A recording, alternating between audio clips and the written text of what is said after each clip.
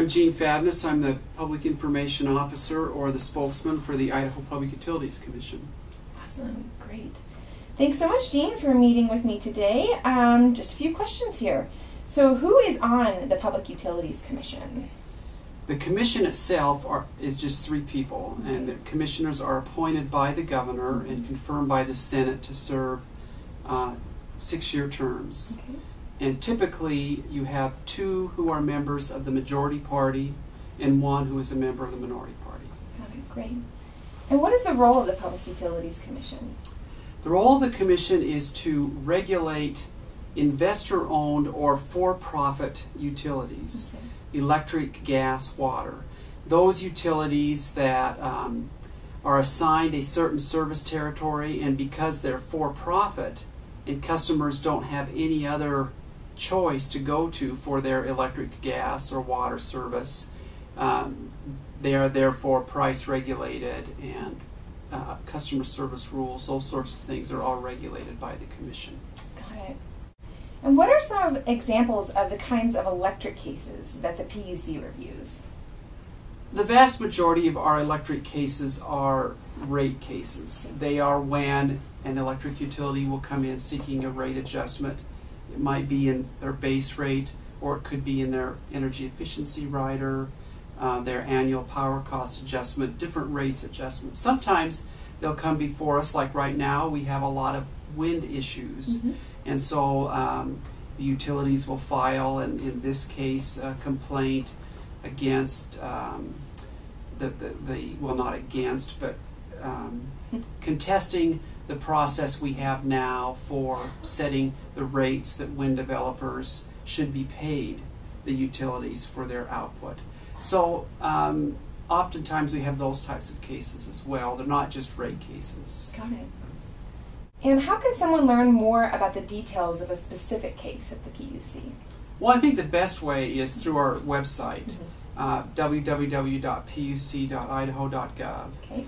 You can go in there, and there are different icons for electric, gas, water. You click on that, and then you'll get a link that says open electric cases or open water cases, open gas cases. Then you click on that, and then it will have the case number, and you just click on the case number. You will see all the application filed by the utility, testimony for or against by either the utility itself, commission staff, intervening parties. Pretty much all the information that the commission has access to when it makes its decision is available to customers through our website. They can also simply contact us. Maybe they're not internet savvy and they'd like to be placed on a mailing list for certain cases. We can do that. So there are lots of ways that they can learn about what we do. Awesome, great. What parties are typically involved in electric cases before the PUC? In electric cases, typically, obviously, the commission staff, which operates separately from the 3 commissioners itself. Then there will be different parties that intervene on behalf of customer groups. For instance, we have the Idaho Irrigation Pumpers Association. They intervene on behalf of irrigators. The industrial customers of Idaho Power, that would be customers like Micron, Simplot, large users of power.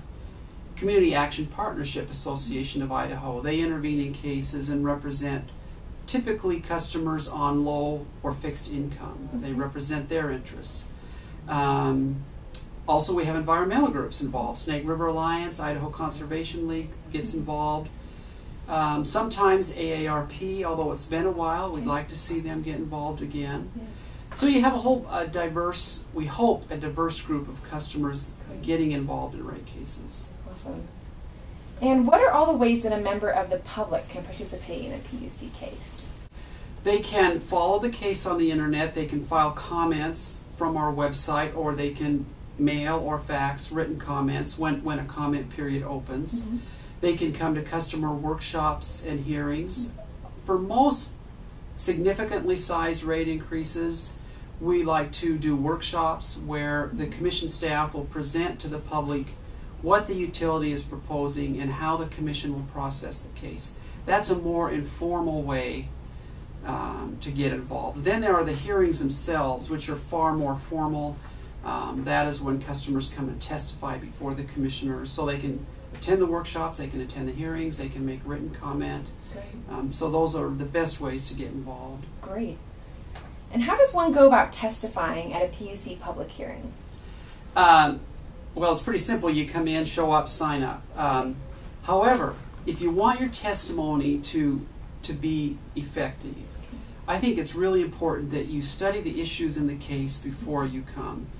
Naturally, people are not for rate increases, so the commissioners are not surprised when people say, please don't pass on anymore, I can't afford anymore. That's understandable. Mm-hmm. What's more helpful is if customers read the company's position, read the position of the different customer groups, and give us a reason to say, well, I'm not for it, and here's why. I think the utility could invest more in this area, or maybe what they're asking for is too much. I would settle for such and such amount, and here's where I think the utility can reduce its expense. Rather than just getting up and saying I'm against it. That would help them give more effective testimony, to know the issues, to be a little bit familiar with them, and then comment on those issues. Definitely, great. How does one find out about when and where PUC public hearings will take place? Again, our website is a good place. Great. We do send out press releases. Unfortunately, newspapers, TV stations, radio stations are not obligated to print or to broadcast our press releases. So I think if they catch wind, or they'll get a customer notice in the mail. Okay. Don't throw your bill stuffers away. I know they're a pain, but look at those bill stuffers, because the utility, by commission rule, has to say when they're asking for a rate increase.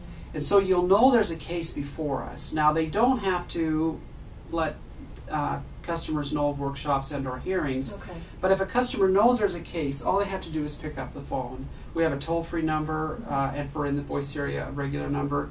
And we will get them on a mailing list. We'll let them know when the hearings and the workshops are. And always they're on our website as well. Okay, great. What kind of background knowledge is needed before one testifies at a PUC public hearing? And I think you've already mentioned all of this. Again, okay. When you see there's a notice of a hearing, go to our website. You'll see the press release. We try to cover all sides. We don't just do the commission side. Mm-hmm. And so if there are big issues in the case, like maybe part of a rate case request for a water utility is automated meters, and should customers pay for these automated meters? Are they needed? We, in our press release, will try and highlight what the major issues are. Mm-hmm. And again, I think it really helps them to know what those issues are before they come to a hearing. Right. Yeah. And maybe I'll clarify too with that question a little bit. Does someone need to be an expert on energy policy issues, on how electric transmission, works in the state, in order to testify before the PUC? No. Yeah. Sometimes the non-experts make the most sense sometimes. Yeah. So no, they don't need to be experts. I do think it's good to familiarize yourself with the issues, but no, you certainly don't have to be an expert. If you're a ratepayer, you have every right to have your voice heard just as much as the experts do. Excellent, great. And then why do you think it's important that members of the public participate in PUC cases, including giving testimony at public hearings? I think it's very important. The large companies, the large users who have the money to hire attorneys and experts, they're going to be well represented. We want to hear from the average customer.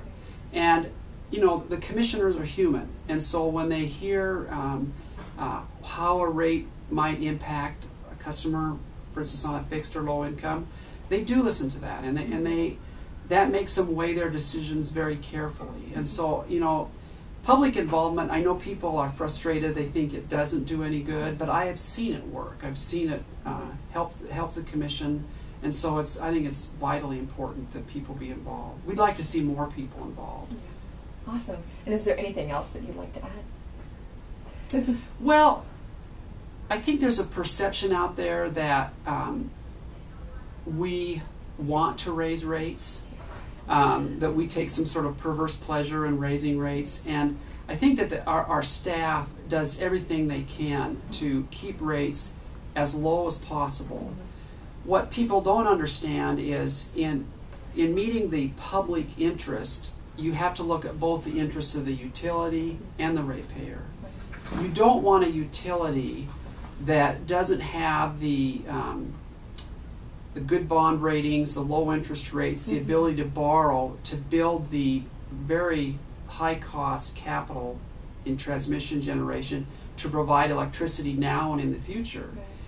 High rates upsets people, but what upsets people even more is electricity that's not reliable, outdated generation transmission. So you want to make sure in meeting the public interest that you keep rates as low as you can, but you also make sure that you have financially sound utilities who are able to meet customer need. So there's that perception out there that we just want what the utilities want, but sometimes what the utility wants is what the customers want too. Right. Cool. Perfect. All right. Well, thank you so much. You bet.